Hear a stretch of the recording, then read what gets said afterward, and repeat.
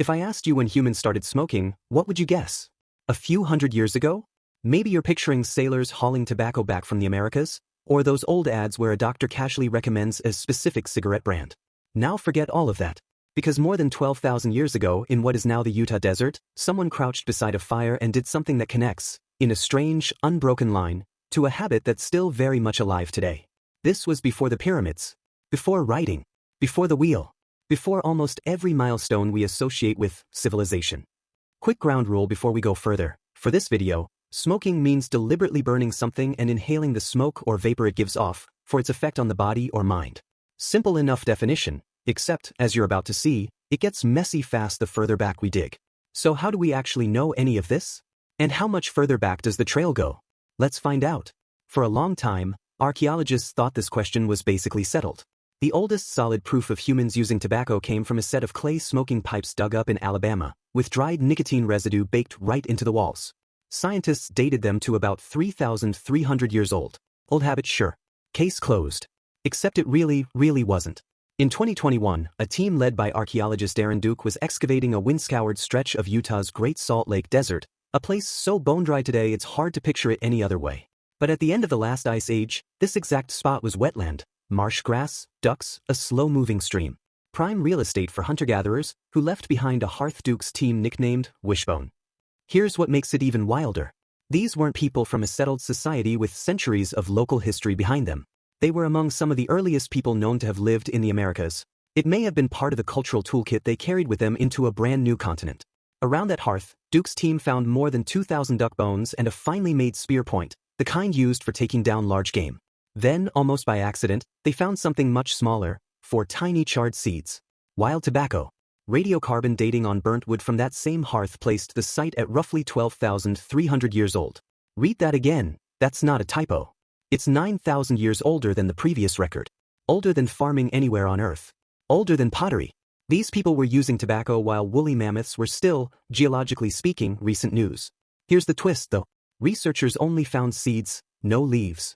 Which means nobody actually knows for certain whether these Ice Age humans were smoking the tobacco, chewing it, or sucking on it like an extremely potent wad of gum. Duke's best guess is that people twisted the leaves and stems together and chewed them, spitting the seeds out by the fire, not unlike sunflower shells today. So, technically, the single oldest evidence of tobacco use on the planet might not even be smoking, by our own ground rule from earlier. Funny enough, the word nicotine itself doesn't come from any of this. It's named after Jean Nicot, a 16th century French diplomat who helped introduce tobacco to Europe, thousands of years after people in Utah were already using the plant. But if you want unambiguous proof of ancient humans deliberately setting a drug on fire and breathing in the smoke, that story does exist. We just have to leave the Americas entirely and cross an ocean. Around 440 BCE, the Greek historian Herodotus wrote about a nomadic warrior people called the Scythians, who dominated the grasslands stretching from the Black Sea deep into Siberia. According to Herodotus, after burying their dead, the Scythians would build a small tent from 3 angled poles wrapped in felt. Inside, they'd dig a shallow pit, fill it with red-hot stones, and throw handfuls of hemp seed directly onto the rocks. The tent would fill instantly with thick vapor, and by his account, the Scythians would practically howl with joy.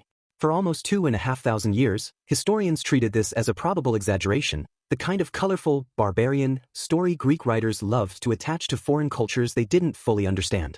Then archaeologists opened the Pazyryk burial mounds in the Altai Mountains of southern Siberia.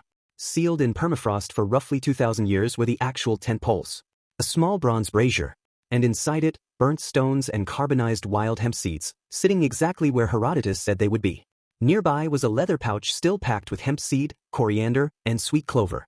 A Greek tall tale turned out to be a field report. Other Scythian-linked graves, found near the Caucasus Mountains, went even further, golden drinking vessels crusted with residue from both opium and cannabis, hinting that some ancient elites were combining their highs rather than choosing just one. And the custom spread. One neighboring culture reportedly built an entire shamanic tradition around hemp smoke, going by a name that translates to something like, those who walk in the clouds. Now here's where it gets stranger. Around that same era, roughly 500 BCE, a burial ground called Jerzhenko Cemetery sat roughly 10,000 feet up in the Pamir Mountains of western China, along a remote branch of what would become the Silk Road. In 2019, scientists analyzed wooden burners recovered from 8 tombs there. 9 out of 10 still carried a clear chemical signature of cannabis. But it wasn't just any cannabis. The THC levels were unusually high, well above what typically grows in the wild. In other words, this almost certainly wasn't accidental. Someone was deliberately seeking out, or maybe even selectively favoring, a stronger, more psychoactive plant. Buried alongside the burners, an ancient harp and skeletons showing signs of trauma, hinting at elaborate funeral rites involving fire, music, and mind-altering smoke, possibly meant to help the living commune with the dead. Scientists now call this the earliest scientifically confirmed evidence of humans intentionally smoking cannabis to get high. One more story before we wrap up, because it's too strange to leave out, with a big asterisk attached.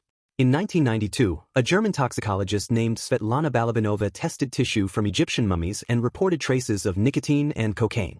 The problem: tobacco and coca plants, as far as anyone can tell, only grew in the Americas at that point in history, thousands of years before Columbus ever set sail. That single claim kicked off decades of theories about secret ancient trade routes across the Atlantic. Most scientists remain skeptical. Mummies get handled, restored, and stored for centuries, which opens plenty of room for contamination.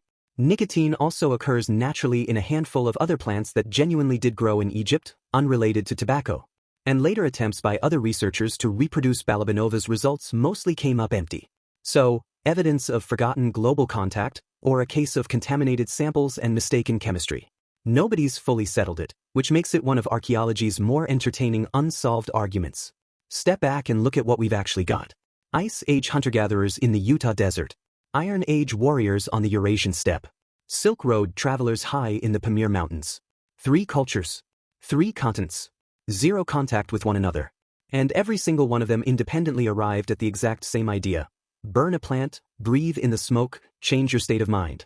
Grief, ritual, the desire to feel something bigger than yourself, a bridge to the dead or the divine. Different cultures, different plants, same underlying impulse. Smoke rises. It vanishes into the open sky. Maybe that's exactly why so many unrelated cultures landed on it as the perfect medium for reaching something beyond the ordinary world. Smoking wasn't invented once. It was invented over and over by unrelated humans, in unrelated corners of the planet, thousands of years apart. And it never really stopped. Today, the World Health Organization estimates that roughly 1.2 billion people worldwide still use tobacco, and it's linked to more than 7 million deaths every year. A direct, unbroken thread running from a fire in the Utah desert to a habit still shaping global health policy right now. So next time someone calls smoking a modern habit, you'll know better. It's not decades old. It's not even centuries old. Some version of it is arguably older than farming itself. If that's the kind of weird, slightly unsettling history you're into, that's pretty much this whole channel's personality. Hit subscribe, and I'll see you in the next one.